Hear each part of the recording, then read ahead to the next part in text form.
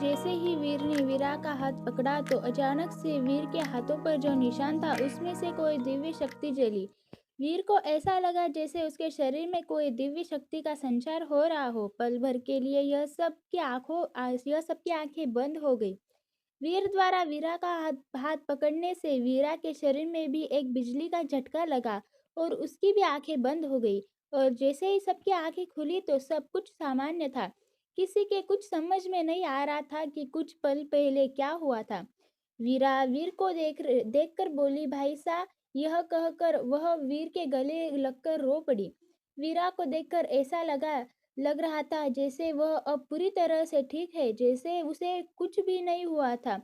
किसी को भी अपनी आंखों पर विश्वास नहीं हो रहा था कि अचानक वीर के हाथ पकड़ते ही वीरा सही कैसे हो गई। तभी वीर की मासा आगे बढ़ी और वीरा को छूते हुए बोली, मारी बेटी, तू ठीक है ना? यह सुनकर वीरा बोली, हाँ मासा, मैं बिल्कुल ठीक हूँ। तब वीर खुश होकर बोला, वीरा तुम ठीक हो मासा। मैंने बोला था ना कि मेरी बहन मुझसे एक ना एक दिन जरूर बात करेगी और वह बिल्कुल ठीक हो जाएगी। देखो, मेरी बहन मुझसे बातें कर रही है, भगवान ने मेरी सुन ली। लेकिन हवेली के किसी भी सदस्य को अपनी आंखों पर विश्वास नहीं हो रहा था कि वीरा इस तरह अचानक कैसे सही हो गई। लेकिन वीरा के सही होने से सभी खुश थे। तभी वीरा के चाचा का लड़का विनय आया और बोला, तू ठीक है वीरा, तू ठीक है, लेकिन कुछ देर पहले तो तू लेकिन थारे साथ हुआ क्या था? यह सुनकर वीरा का चेहरा जैसे डर डर के भाव आ गए थे। उसने नजर उठाकर दरवाजे की तरफ देखा और अचानक से बहुत घबराने लगी। तभी मेनका बाई आई और बोली, अरे विनय भैया, अभी तो वीरा बाई सा ठीक हुई है, अब तुम सवाल पे सवाल किए जा रहे हो। वह सब बताएगी, पहले उसे आराम तो दो। यह सुनकर वीर की मासा बोली, हाँ मेनका बिन्नी सच कही है। आज हमारे लिए बहुत खुशी का दिन है। आज सबसे पहले हम लोग माता रानी के मंदिर जाएंगे। यह सुनकर वीर बोला, हाँ मासा, यह बात तो बिल्कुल सही है। आज मेरी बहन ठीक हुई है, आज हमारे लिए सबसे खुशी का दिन है। सब फिर सब लोग माता रानी के दर्शन के लिए रवाना हो गए। गांव के लोगों को जब वीरा के सही होने की खबर सुनी तो उन लोगों को भी अपने कानों पर विश्वास नहीं हो रहा था। इस तरह अचानक वीर के हाथ पकड़ने से वीरा कैसे सही हो गई। क कोई इसे भगवान का चमत्कार कह रहा था तो कोई उसे भाई-बहन का सच्चा प्यार कह रहा था। सब लोग अपने-अपने तरीके से बातें कर रहे थे। गाँव के लोगों भी हवेली के लोगों के साथ माता रानी के मंदिर चल दिए। माता रानी के मंदिर पहुंचते ही वीर ने देखा तो गाँव के सभी बच्चे मंदिर में इकट्ठा थे। शायद गाँव वालों ने उनकी सुरक्षा के बारे में सोचकर उन्हें मंदिर में ही इसीलिए रहने के लिए छोड़ दिया था कि मंदिर में कोई भी काली शक्ति उनका कुछ बिगाड़ ना पाएगी। जब वीर ने जब उन बच्चों को देखा तो उसका दिल भर आया।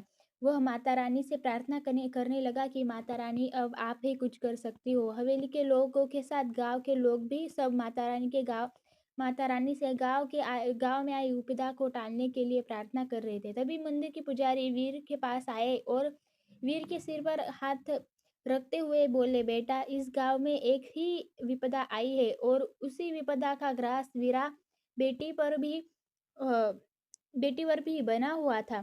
तो लेकिन तुम्हारी वजह से वह बिल्कुल ठीक हो गई। बेटा, जिस तरह वीरा तुम्हारी वजह से ठीक हुई है, उसी तरह गांव में आई विपदा भी तुम्हारी वजह से ठीक हो जाएगी। यह सुनकर गांव के सभी लोग और हवेली के सब लोग वीर की तरफ देखने लगे। तभी वीर को रोशनी की कही बात याद आई कि कुबर सा एक आप ही हो जो सारे गांव की समस्या को छुटकारा दिला सकते हो। वीर के कुछ समझ में नहीं आ रहा था। एकाएक उसका ध्यान अपनी शर्ट के अंदर छिपे निशान पर गया।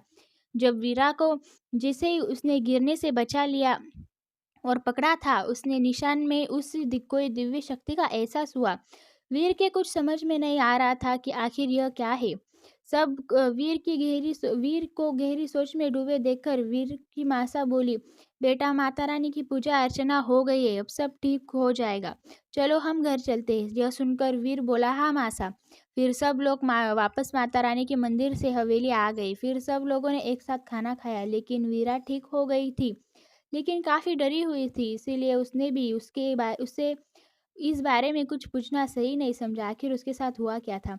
इस तरह सारा दिन निकल गया। रात को खाना खाने के बाद सोते वक्त वीरा अपनी मासा से बोली, मासा, म्हारे साथ में ही म्हारे कमरे में सो जाओ, म्हारे को अकेले में वो घना डर लागे है। यह सुनकर वीरा की मासा उसके सिर पर हाथ रखते हुए बोली, हाँ बेटी, डरना डरना, थारी मासा थारे साथ ही सोएगी। फिर वीरा की मासा के साथ कमरे में सो गई। सब घर वाले अपने अपने कमरों में सो गए। वीर हमेशा की तरह गेस्ट रूम में जाकर सो गया। अचानक रात 1 बजे वीरा की चिल्लाने की आवाज़ सुनकर बगल में सो रही मासा की हड़बड़ी से नींद खुल गई। बाकी घर वालों ने भी जैसे ही वीरा की चीख सुनी तो उनकी भी नींद खुल गई। वीर दौड़कर वीरा के कमरे में पहुंचा। सभी घर वाले भी वीरा के कमरे में पहुंचे। वीरा काफ़ी डरी हुई थी। और फिर जब सभी घरवाले वीरा के कमरे में पहुंचे, वीरा की चीखने की आवाज़ सुनकर, तो वीरा डरी सहमी सी थी, अपनी माँ से लिपटी बैठी थी। वीर जल्दी से वीरा के पास जाकर बैठा और बोला, क्या हुआ वीरा, तुम इतने जोर से चीखी क्यों? बताओ मुझे क्या हुआ? लेकिन वीरा ने कोई जवाब नहीं दिया। तब वीर की मासा बोली, अरे गहरी नींद में अचानक चीख उठी। इससे चीखने की आवाज़ सुनकर हमारी नींद भी खुल गई, तो देखा यह डर कर काफ़ी रही थी। यह सुनकर वीर के चाचा बोले, हो सकता है इसे किसी चीज़ के डर गई हो, डरवाना ये नहीं तो डरवाना सपना आया हुआ होगा। यह सुनकर वीर बोला, हाँ माँ, हाँ काका, यही यही हो सकता है। चलो वीरा, अब जल्दी से सो जाओ। वीर ने वीरा के सिर पर हाथ रखते हुए कहा। लेकिन वीरा की डर की वजह से काफ़ी रही थी।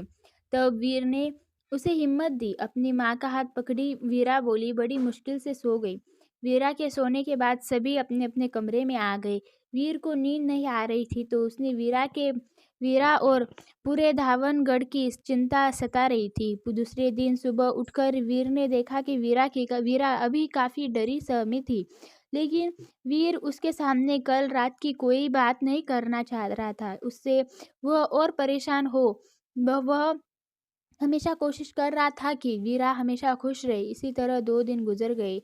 इन 2 दिनों में वीर ने हर तरह से कोशिश की यह पता लगाने की जो घटनाएं घट रही थी उसके पीछे कौन है, लेकिन कोई भी पता ना लगा सका। वीर अब काफ़ी परेशान हो गया था। इधर उधर बहुत कम बोलती थी।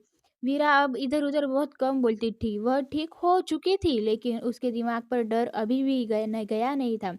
लोगों का डर बढ़ता ही जा रहा था।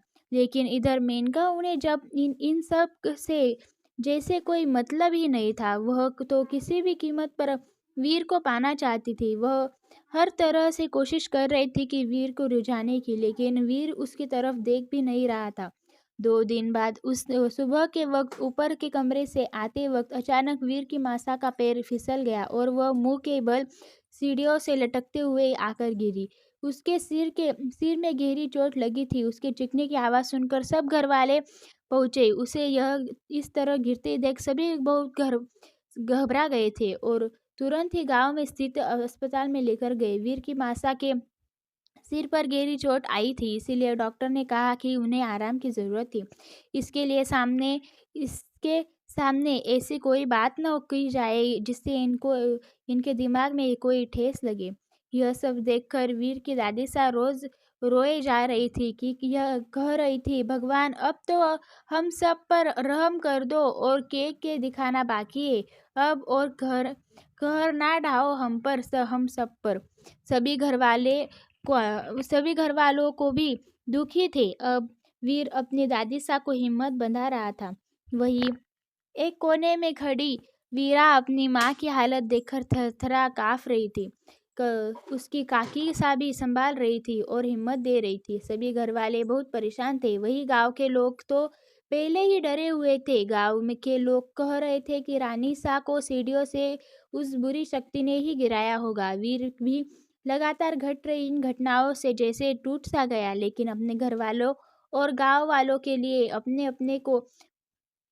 अपने को संभाल रखा था। वह सभी को हिम्मत दे रहा था। रात को अपनी माँ को अपने हाथों से दूध दलिया खिलाकर वीर ने उसे सुला दिया। सभी घर वाले खाना खाकर सो चुके थे। वीर ने अपनी दादी सा और सभी घर वालों को कहने पर बड़ी मुश्किल से थोड़ा बहुत खाना खाया। वह भी सोने के लिए गेस्ट रूम में आ गया, लेकिन उसे नींद नहीं आ रही थी। उसका दम घुट रहा था। गेस्ट रूम से सीधे निकलकर सीढ़ियों से चलकर हवेली की छत पर आ गया और एक कोने में खड़ा रहे उसने होकर आसमान की तरफ निहारने लगा। उसके सामने गांव वालों के उदास चेहरे, तो कभी अपनी बहन का डरा सा चेहरा, तो कभी अपनी माँ की हालत आंखों के सामने आ रही थी। वीर के कुछ समझ में नहीं आ रहा था कि आखिर यह सब क्या हो रहा है।